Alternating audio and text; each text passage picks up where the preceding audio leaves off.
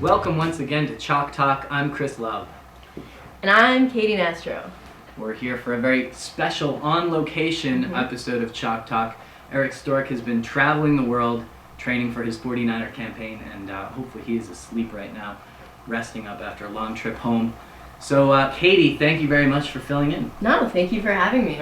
It's a pleasure. Katie, as everybody knows, is a senior at Boston College, and despite wearing her Superfan shirt, she's promised to be impartial for this episode of Chalk Talk. What a weekend in college sailing. Seriously, great big breeze. Big breeze up and down the East Coast, everywhere from Boston here all the way down to Navy in Annapolis. The big regatta, as we talked about last week, was Navy Fall. Referring to our notes here, thanks so much to Brooke Thompson, who was down on location shooting video. Got some great shots of those boats in the big breeze, and then on Sunday it was much lighter. Got all that as well. Two stories, the way I look at it. First, St. Mary's. Can't say enough about the performance in all four divisions. This is a very deep team. They win the regatta by 99 points. Now, it was a 4-division event, 20 races, so plenty of opportunity to open up that gap. But they did it. Michael Menninger rocking A division, sailing with Franny Coopersmith in the regular breeze, and then heavy Ben Lezen, same performance. Green Slade loses a 3-way tie for third. Freshman John Wallace sailing, continuing to thrive and doing really well. Yeah, Victor Diaz de Leon and Gordon Lamphere getting it done in D division. The other story, as I look at it, is your team, Boston College. Yes. I took a look at the points, and if you redo this and look at this not as Navy Fall, but as a preview for ACCs, which we got in a couple weeks down at Navy, look at just A division. Amazing. Boston College comes to the top, beats St. Mary's by 35 points.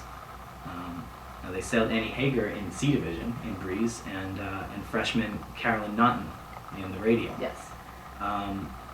So what's what? You gotta say, what was the plan there? Were they just trying to practice their, your A and B guys for getting ready for ACCs? No, I mean we had a plan going into it. If it was lighter, Annie would sail. If it was heavier, Taylor was going to sail, and they were going to switch. But certain things happen, and we did what we could. We're a team that doesn't give up. So even in tough conditions and the way things worked out, it was less than favorable for us, but it was good practice for everyone all around. So we did what we could. All right, there you have it. Also notable, Zeke Horowitz tries to top his former teammate Juan Megley's, I assume it was a record last year, of 55 points in, he was in C division. Horowitz in D division finishes 68 points. Pretty phenomenal performance there. Pretty great. So we had Yale women's this weekend, and I think Eric is 2 for 2 on this? He is. He had St. Mary's winning Navy and Yale winning at home. Yeah, well, can't beat him. So Yale took the win, and they were carried by our freshmen Marlena Fowler and Eugenia Costa-Gregg in B division. They had a really great weekend, and I think we should definitely watch out for them in the future. I mean, freshmen, it's looking pretty good. We had the Brown Bears, 5 points in second, and Megan McGill and Meredith Pallison for St. Mary's continued to sail well. They had a 23-point win A. So, extremely windy on the first day. I heard they had to sit around for a while, which, I mean, it's not always, not always fun and games, but at Yale, you never know. But the first day, BC had an almost perfect set, averaging 2 points with the first 6 races. So, big breeze, looking good for BC. That's all I gotta say. All right.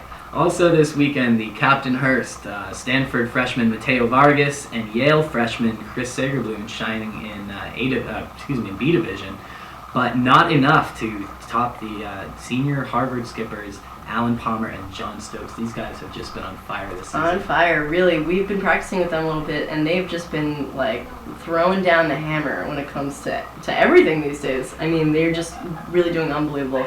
I mean, we saw that at Nationals last year, just coming out, and just giving it 110%, and they're coming out with a force to be reckoned with, I think, We definitely have to watch out for them. Harvard takes first, Stanford second, Yale third. The Stony Burke finally We've been predicting it for a couple of weeks now, but 27 teams That's show a up for the lot. varsity event. That's a lot. That's more than any East Coast event you'll ever see. Crazy.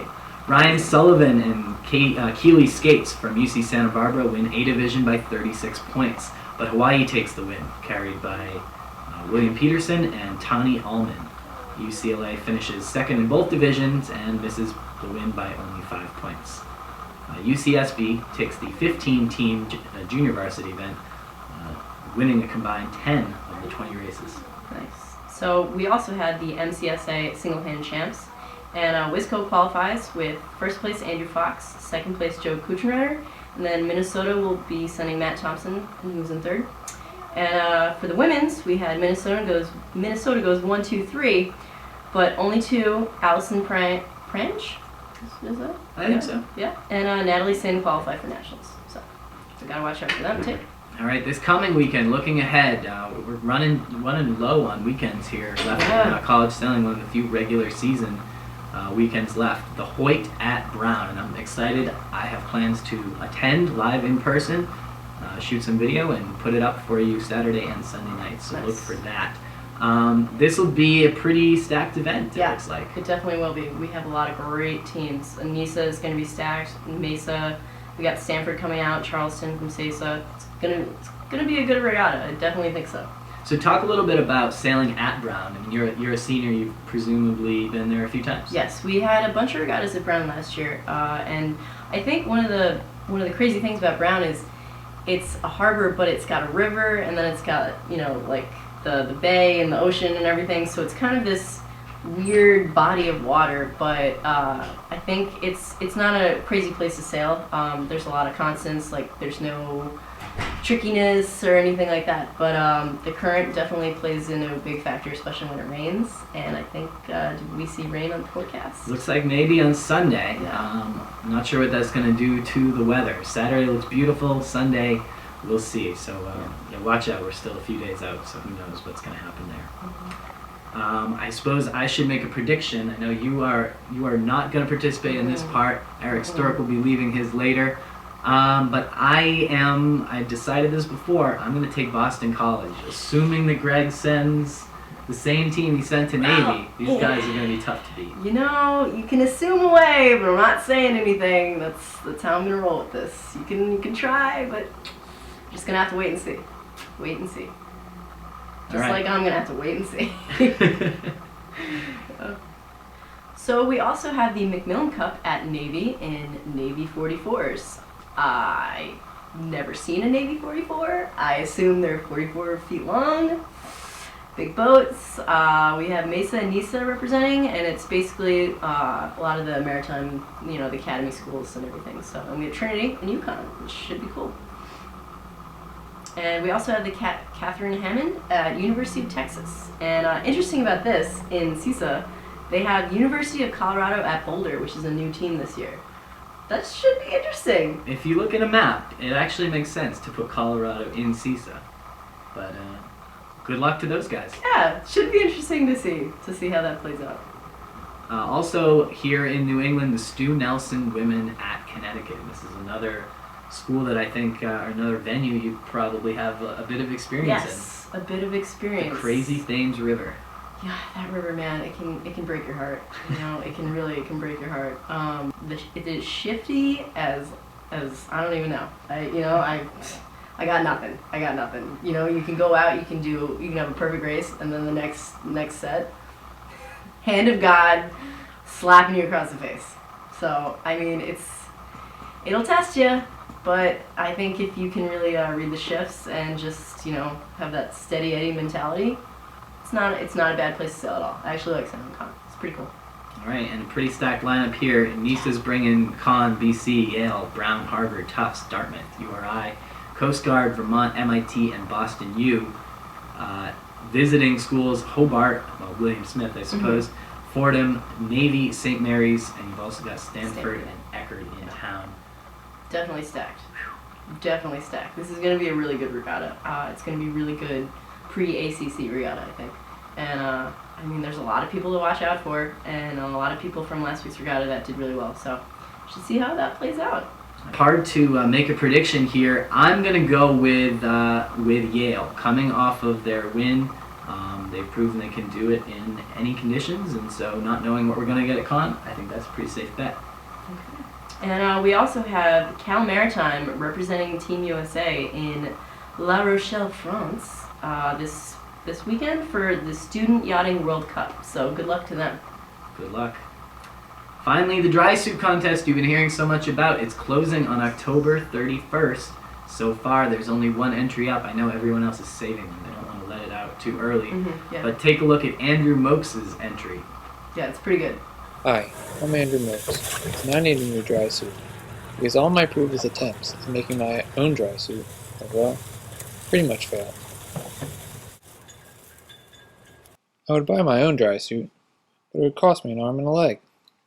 And, well, kinda need them.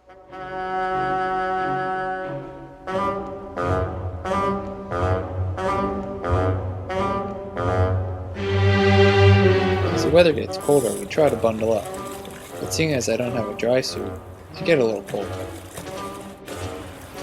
We're out here every day. I can't afford a dry suit, and this happens to me every day.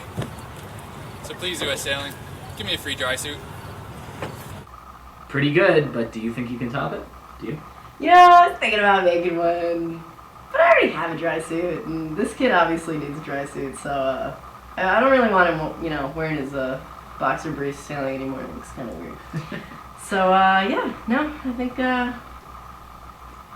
think he should win for now until we see some other videos. I think it's pretty good. Well, if you think you can do better, enter your pick at the Facebook wall of US Sailing. That's facebook.com/US Sailing. That's all for this week. Katie, thank you so much for joining me. No, thank you. It was a pleasure. Total pleasure. Good luck to you wherever you sail. Yeah, because I don't know. Thank you.